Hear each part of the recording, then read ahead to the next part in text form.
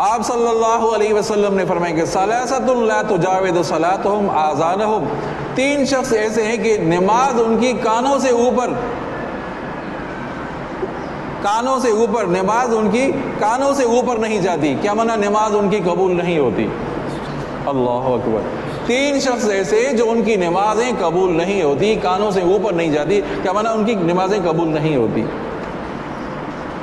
پہلا شخص العبد العابق حتی یرجع، وہ نوکر، وہ خادم جو اپنے مالک کو چھوڑ کر چلا گیا، بھاگ کر چلا گیا، نوکر ہے بھاگ کر چلا گیا، اللہ تعالیٰ ان کی نماز قبول نہیں کریں گے۔ دوسرا شخص کون؟ وہ عورت جو شوہر بولا رہا ہے کہ میرے ساتھ بیٹھو،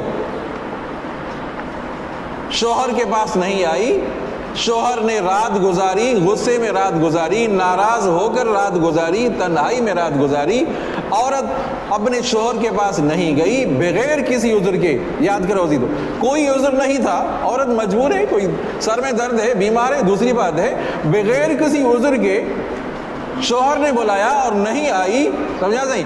اللہ تبارک و تعالیٰ اس کی نماز بھی قبول نہیں کرے گے۔